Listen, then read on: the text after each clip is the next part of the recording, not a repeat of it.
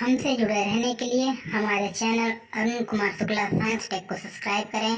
New updates पाने के लिए बेल को दबाएं और ग्रुप चैट और क्वेश्चन पूछने के लिए दिए गए नंबर पर मैसेज करें।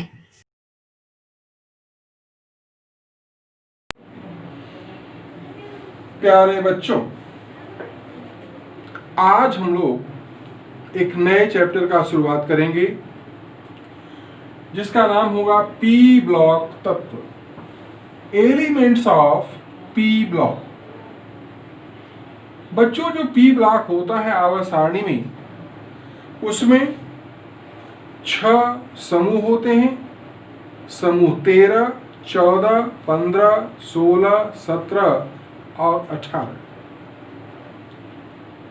तो समूह 13 और 14 के तत्वों और उनके यौगिकों का अध्ययन हम लोग कक्षा 11 में कर चुके हैं।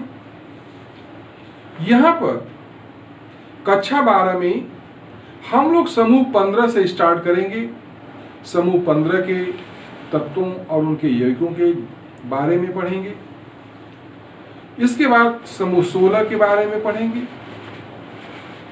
समूह 17 के बारे में पढ़ेंगे और समूह 18 के बारे में पढ़ेंगे क्रमशः। तो आज हम लोग यहाँ जो शुरुआत करेंगे वो ग्रुप 15 के तत्व से शुरुआत करेंगे।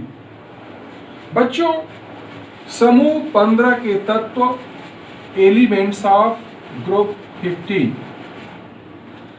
ये आवर्त सारणी के पी ब्लॉक में ग्रुप 15 स्थित है।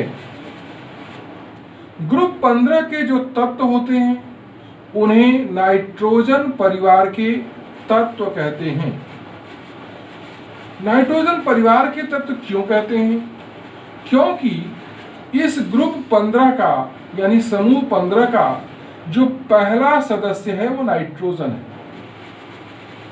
तो पहला सदस्य नाइट्रोजन होने के कारण इसे हम लोग नाइट्रोजन परिवार के तत्व कहते हैं। ये जो बच्चों नाइट्रोजन परिवार का तत्व है, इन्हें सामूहिक रूप से निक्टोजेन भी कहते हैं। निक्टोजेन, PNICTOGENS, निक्टोजेंस भी कहते हैं।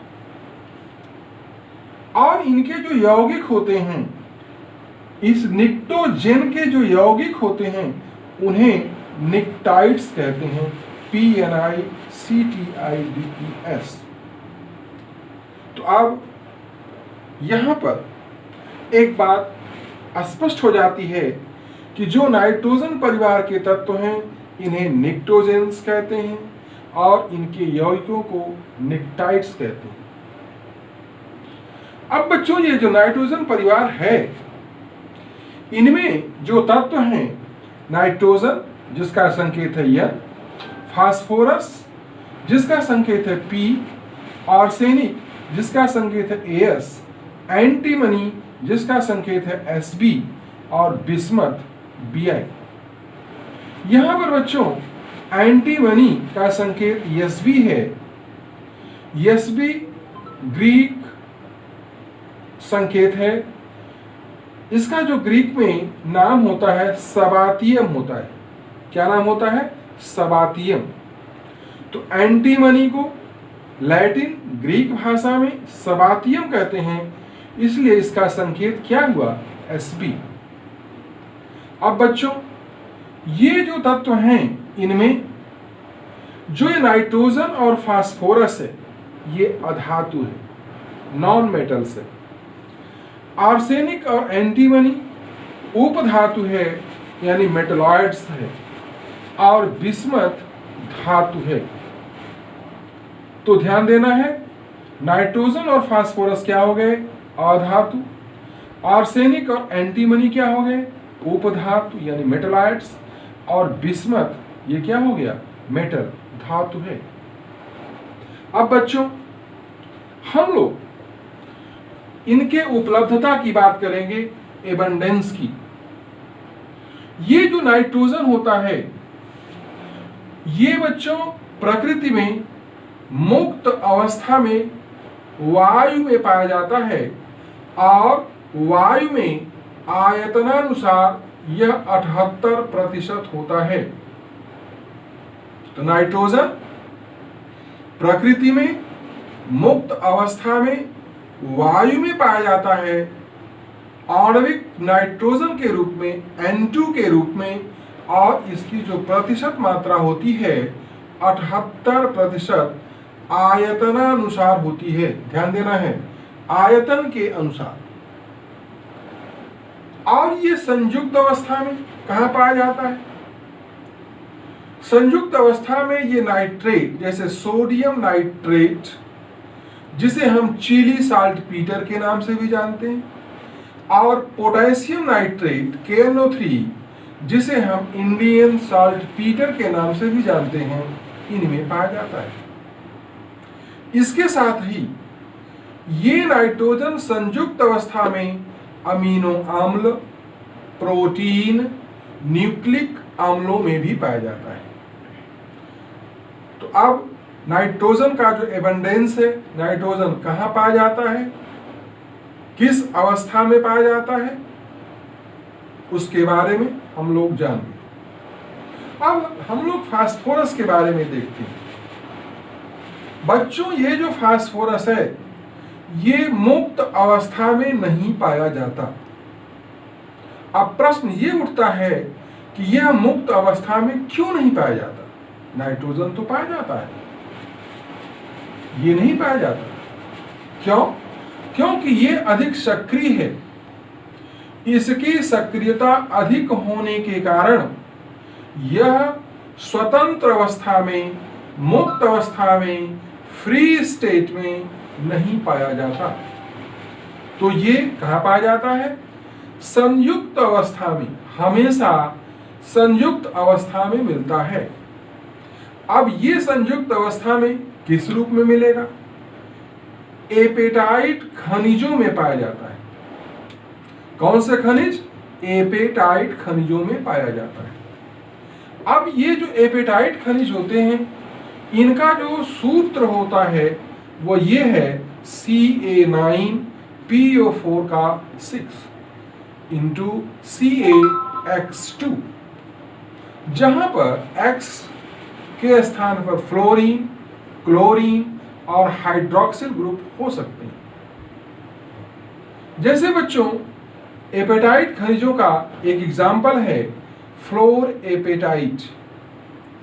ये जो फ्लोर एपेटाइट है, इसका सूत्र है Ca9PO4 का 6 इंटू CaF2, यानी इस यक्स के स्थान पर क्या आ गया?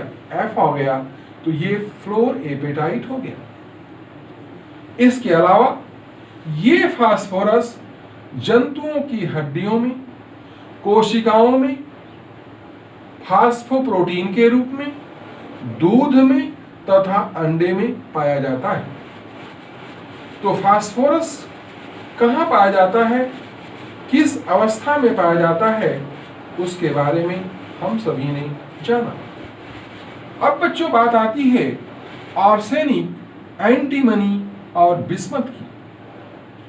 तो ये आर्सेनिक, एंटीमनी व बिस्मथ सल्फाइड खनिजों के रूप में पाए जाते हैं। किस प्रकार के खनिज में? सल्फाइड खनिजों के रूप में पाया जाता है। अब बच्चों, हम लोग आगे बढ़ते हैं और इनके इलेक्ट्रॉनिक विन्यास के बारे में जानने का प्रयास करते हैं। ये जो नाइट्रोजन परिवार के तत्व हैं, नाइट्रोजन, फास्फोरस, आर्सेनिक, एंटीमनी और बिस्मथ, इन सभी के बाह्यतम कोश का जो सामान्य इलेक्ट्रॉनिक विन्यास होता है NS2Np3 होता है। क्या होता है बच्चों? NS2Np3 होता है। अब हम लोग इस सामान्य इलेक्ट्रॉनिक विन्यास की पुष्टि के लिए इनके इलेक्ट्रॉनिक विन्यासों को लिखेंगे। जैसे बच्चों, नाइट्रोजन है, इसका परमाणु क्रमांक 7, इलेक्ट्रॉनिक विन्यास 2 और 5। फास्फोरस परमाणु क्रमांक 15, 2, 8 एंड 5। आर्सेनिक परमाणु क्रमांक 33, 2, 8, 18, 5। एंटीमनी परमाणु क्रमांक 51, 2, 8, 18, 18, 5। Bismuth 83, 83, 2, 8, 18, 32, 18 and 5। अब यहां पर एक चीज और ध्यान रखना है कि इन सभी तत्वों के बाह्यतम कोश में 5 इलेक्ट्रॉन होते हैं। अब अगर इनके विस्तृत इलेक्ट्रॉनिक विन्यास को SDPF के रूप में देखते हैं तो यहां पर SPDF के रूप में जब हम लोग देखें तो इसका इलेक्ट्रॉनिक विन्यास जो नाइट्रोजन का होगा, हीलियम का इलेक्ट्रॉनिक विन्यास 2s2 2p3, फास्फोरस का, नियान का इलेक्ट्रॉनिक विन्यास 3s2 3p3, आर्सेनिक का, आर्गन का इलेक्ट्रॉनिक विन्यास 3d10 4s2 4p3, एंटीमनी का इलेक्ट्रॉनिक विन्यास, क्रिप्टन का इलेक्ट्रॉनिक विन्यास 4d10 5s2 5p3, बिस्मथ का इलेक्ट्रॉनिक विन्यास, जिनान का electronic configuration 4f4 5d10 6s2 6p3। अब बच्चों अगर इन सभी तत्वों के इस इलेक्ट्रॉनिक विन्यास को अगर देखें तो सबके बाह्यतम कोश में s2 p3 कॉन्फ़िगरेशन उपस्थित है, यानी S में 2 इलेक्ट्रॉन और P में 3 इलेक्ट्रॉन सबके बाह्यतम कोश के इलेक्ट्रॉन में उपस्थित है। इसीलिए इसका जो जनरल इलेक्ट्रॉनिक कॉन्फ़िगरेशन क्या हो गया, NS2 NP3। अब बच्चों जो NS2 का इलेक्ट्रॉन है वो NS कक्षक में इस प्रकार से भरा हुआ है, लेकिन जो NP3 इलेक्ट्रॉन है ये अर्धभरित है। क्यों? क्योंकि P में मैक्सिमम 6 इलेक्ट्रॉन रह सकते हैं P कक्षक में, तो NP3 में हुंड के नियमानुसार 1 इलेक्ट्रॉन, फिर यहां 1 इलेक्ट्रॉन, फिर यहां 1 इलेक्ट्रॉन भरते हैं। तो अगर ये हम लोग ध्यान से देखें तो यहां पर जो तीनों P कक्षक हैं वो अर्धभरित P कक्षक हैं। क्या है बच्चों? ये हाफ फिल्ड P कक्षक हैं। तो NP3 इलेक्ट्रॉनिक कॉन्फ़िगरेशन होने के कारण नाइट्रोजन परिवार के जितने भी तत्व हैं उनमें P कक्षक अर्धभरित होता है, हाफ फिल्ड होता है। और ये अर्धभरित P कक्षक बच्चों इस परिवार के तत्वों को एक अतिरिक्त अस्थायित्व प्रदान करता है। या तो ये P कक्षक पूरा भरा हो या P कक्षक अर्ध भरा हो, तो वह ज्यादा अस्थायी होता है अपेक्षाकृत उस P कक्षक के जो अपूर्ण होते हैं। ध्यान देना है, आधा या पूरा भरा हुआ कक्षक कोई भी ज्यादा स्थायी होता है अपेक्षाकृत किसके? अपूर्ण कक्षकों के। तो जैसे P1, P2, P4 और P5 ये अपूर्ण कक्षक माने जाते हैं, जबकि P3 अर्धभरित माना जाता है और यदि P6 हो गया तो वो पूर्ण भरित कक्षक माना जाता है। तो अर्धभरित कक्षक होने के कारण यह ज्यादा अस्थायी होता है और इस अस्थायित्व के कारण इनके जो गुण होते हैं वे कुछ भिन्न हो जाते हैं। तो आज हम लोग बच्चों क्या पढ़ा? P ब्लॉक के तत्व में समूह 15 के तत्व कौन कौन से हैं, उनकी उपलब्धता क्या है और उनके इलेक्ट्रॉनिक विन्यास क्या है। ठीक है, आगे हम इन्हीं तत्वों के भौतिक और रासायनिक गुणों के बारे में अध्ययन करेंगे। धन्यवाद।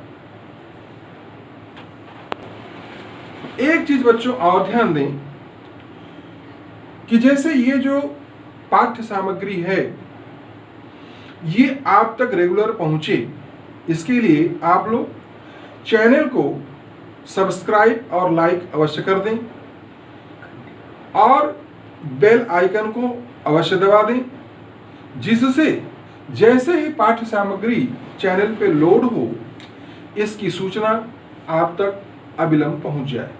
ठीक है, धन्यवाद।